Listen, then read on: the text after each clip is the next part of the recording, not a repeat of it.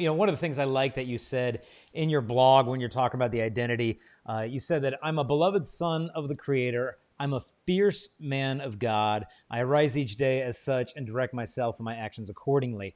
That line there, I'm a fierce man of God. Was it a journey for you to accept your own masculinity because of your attractions, thinking, well, I'm attracted to guys, so how much of a man could I really be? Because, the world says, like, well, you're a real man if you're just this, philandering player. That's a real man, and those guys are Yeah. completely effeminate, Mm. because they can't master their own desires. But what was that journey like for you of really embracing, like, no, God sees me as a man. He created me to be manly, and I am, because I'm conforming myself to Christ crucified. And I would imagine a lot of the guys who go through this are so rejected by a lot of the macho guys, especially during adolescence. It's just like, oh no, we're the jocks, we're the Yep. studs, you're over there because Yep. you have those attractions. What was that hurdle like of just being able to come to grips with the fact that, like, no, like, God sees me as his son, like I am a man, and those,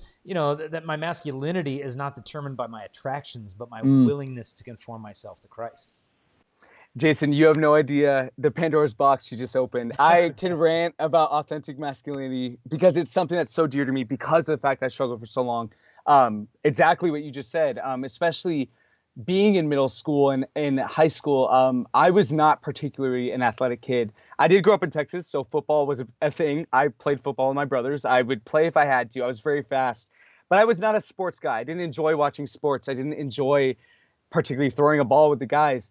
And that definitely did, kind of differentiate me from the rest of the guys. Did I still have male friends? Yes, but I wasn't one of the guys per se, because to be a man, especially in high school, in middle school, is, to play football, to have a bunch of girlfriends, like you said, that false idea of masculinity in our world today.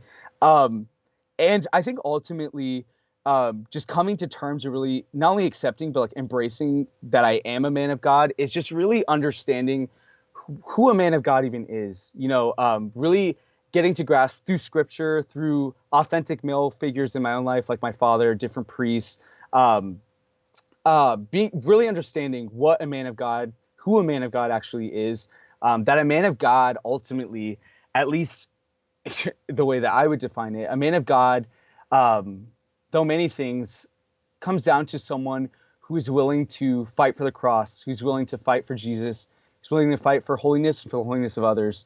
And especially with my same-sex attractions, my experience with same-sex attractions has forced me to come to the foot of the cross.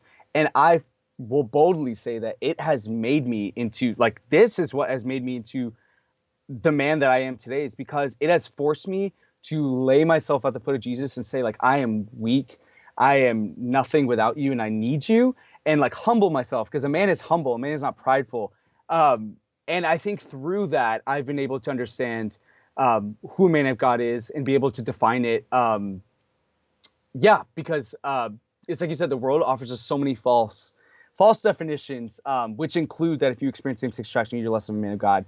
But I would actually argue that it's the opposite, that I think that if you experience same-sex attraction, you're bringing this to the foot of the cross, that you are living out your authentic masculinity, because you are living out that call to holiness, that you are bringing to the Lord your deepest, darkest, ugliest parts. And that is a man. That is what we should be striving for.